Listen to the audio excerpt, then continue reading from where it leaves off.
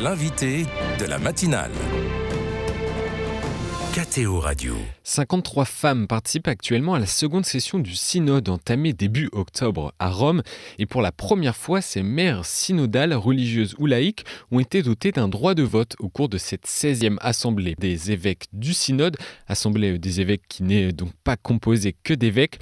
Signe que la place des femmes dans le processus de gouvernance de l'Église est l'un des fils conducteurs de cette démarche. Et on en discute justement ce matin avec l'exégète Joëlle Ferry. Bonjour. Bonjour.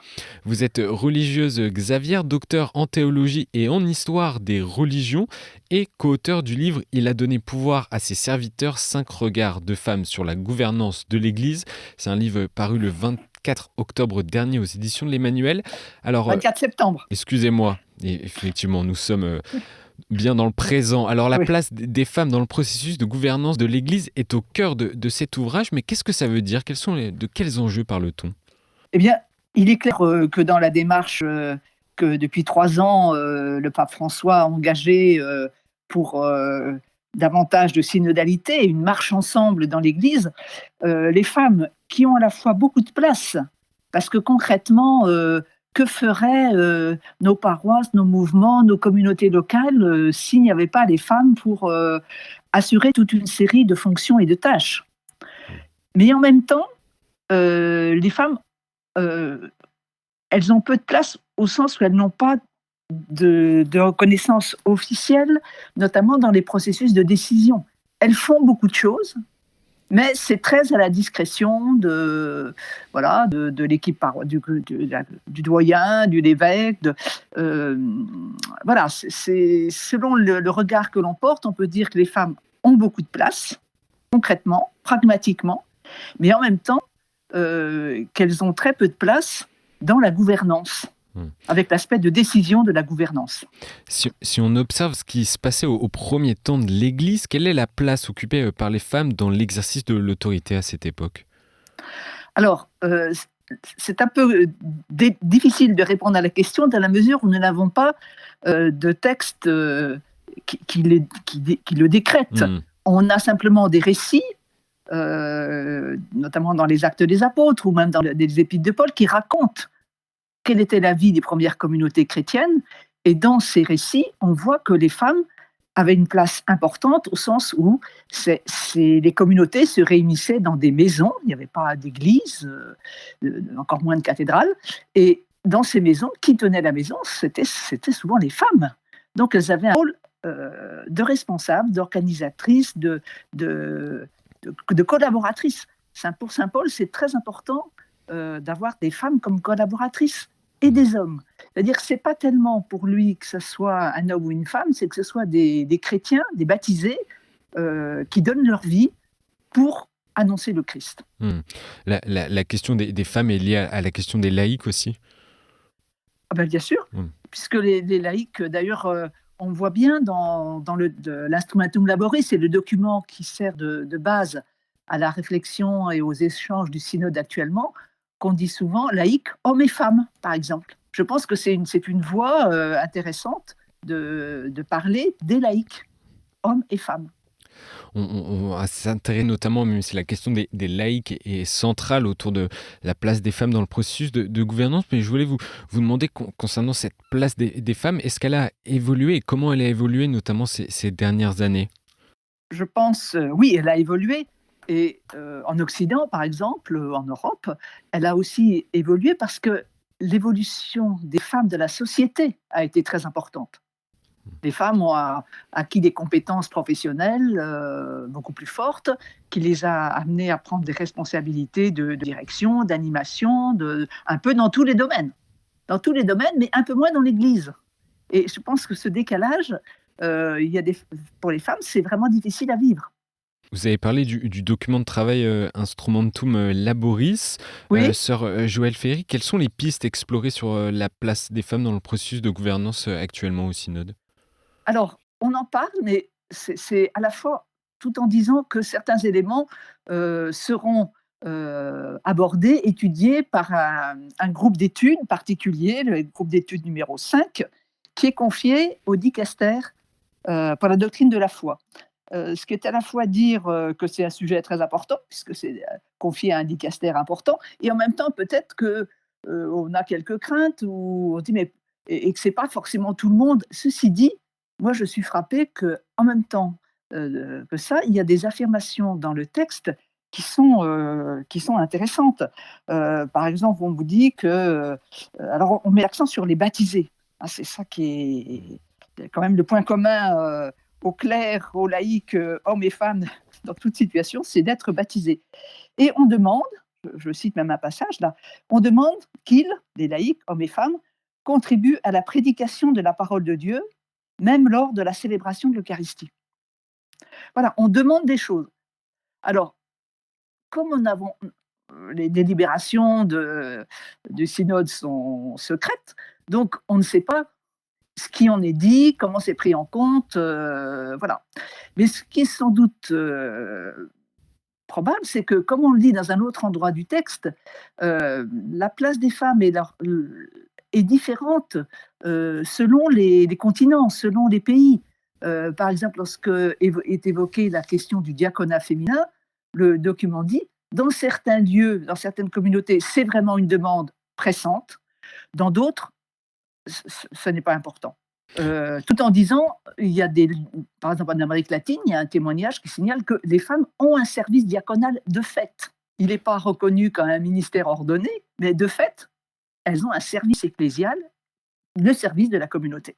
Nous sommes aujourd'hui dans une époque où de nombreuses sociétés réclament une juste égalité entre les hommes et les femmes. Vous l'avez rappelé. Dans quelle mesure la question se pose-t-elle durant le synode, et qu'est-ce qu'on peut attendre de ces travaux?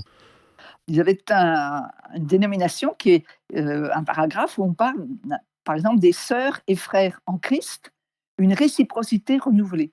Plutôt que complémentarité, les textes du synode là parlent d'une réciprocité. Donc c'est important de penser les deux ensemble. Mais qu'est-ce qui va en sortir? Ah ben écoutez, je ne sais pas. Mmh. On espère, enfin j'espère que quelque chose sortira. Maintenant, l'accent que le pape a souhaité mettre pour cette deuxième assemblée, c'est pour une église plus synodale. Comment être une église synodale en mission? C'est comme un esprit qu'il cherche à insuffler dans toutes les églises pour que ça soit l'ensemble de la vie ecclésiale qui soit synodale. Bien sûr, ça touche de très près les femmes. Et puis, la perspective, c'est la mission. Mmh. Et je pense que c'est intéressant à une époque où on parle aussi beaucoup les ministères aujourd'hui, le sacerdoce, le diaconat, les ministères institués. Enfin, on voit qu'il y a toute une série de réflexions autour de ça.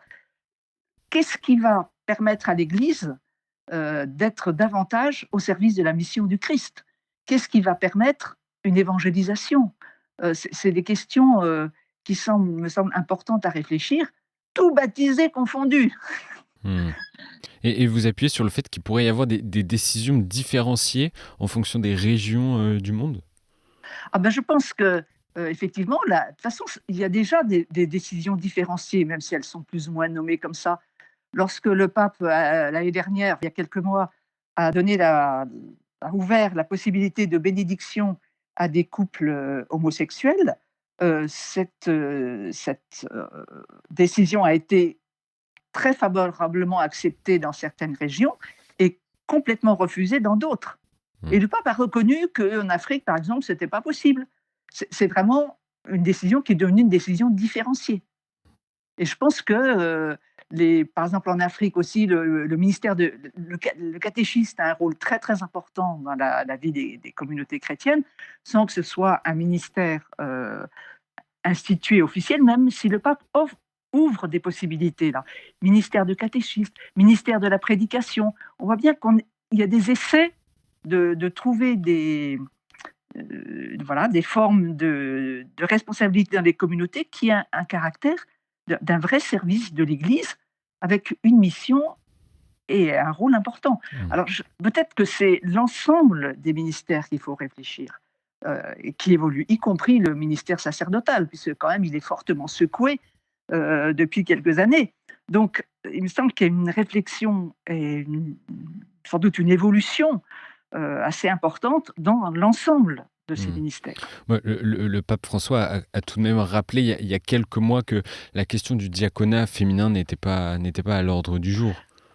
Oui, alors la façon dont il l'a rappelé a suscité quelques réactions parce que c'était pas un discours officiel ou une réflexion avec la commission pour le diaconat qu'il a lui-même instituée. C'était la réponse à une journaliste américaine, voilà, un petit peu comme ça. Et je trouve qu'un sujet aussi important méritait une situation de parole un peu plus, un peu plus grave, un peu plus officielle, quoi. Sœur Joëlle Ferry, on Oui. entend parfois parler de charisme féminin, un terme mis en avant notamment par Saint Jean-Paul II. Est-ce que vous êtes à l'aise avec ce terme? Pas trop. Pas trop, Expliquez-nous parce pourquoi. que d'abord, je dirais le charisme, enfin disons les dons. Parce qu'il me semble que effectivement, les femmes ont des dons, mais les hommes ont des dons aussi. Mm. C'est-à-dire que l'important, c'est que les dons ou les charismes, si vous voulez reprendre ce terme, de chacun soient mis au service de la vie ecclésiale et de l'annonce de l'Évangile. Parce que le danger, à mon sens, de trop focaliser sur un ou des charismes féminins, c'est d'un peu mettre les femmes de côté, de les isoler dans dans des définitions, mais sans les, voilà, ça les isole un peu. Ça les met même parfois dans une position un peu idéale. On parle parfois on a parlé, j'espère qu'on n'en parle plus trop, d'éternel féminin, comme si c'était quelque chose d'extraordinaire. Mais voilà, on félicite, mais on gratifie, mais c'est pour moins inséré dans la pratique réelle, quoi. Bon, je comprends ce que ça veut dire, mais cette perspective essentialiste, hein, qu'on appelle, j'en parle pas trop. Un dernier mot, Oui. sœur Joëlle Ferry. L'engouement autour de cette seconde session synodale n'est pas au beau fixe. En tout cas, qu'est-ce que vous en pensez? Qu'est-ce que vous attendez de cette fin de synode? Ben, je pense qu'effectivement, ça a démarré en France de façon diverse parce qu'il n'y a pas eu énormément, enfin à ma connaissance, hein, il n'y a pas eu énormément d'activités de relais entre les deux sessions. Peut-être que dans certains lieux, il y a eu des groupes qui ont réfléchi à partir du document de synthèse la première assemblée, mais j'ai pas trop ce sentiment-là. Enfin voilà, c'est un peu retombé. Et donc, mais sans doute dans d'autres pays, ça a été beaucoup plus vivant, beaucoup plus relayé, hein. C'est aussi une question de gouvernance, pour le coup, comment les communautés et comment les conférences épiscopales et comment à l'intérieur de chaque diocèse, les évêques mettent ça en œuvre, relayent, en font un sujet important ou pas trop, quoi. Merci, sœur Joëlle Ferry, de nous avoir éclairé sur la place des femmes dans le processus de gouvernance dans l'Église. Je rappelle que vous êtes exégète religieuse Xavier et docteur en théologie et en histoire des religions. Et je me permets de reciter votre livre paru bien le 24 septembre dernier aux Voilà, éditions de oui. l'Emmanuel.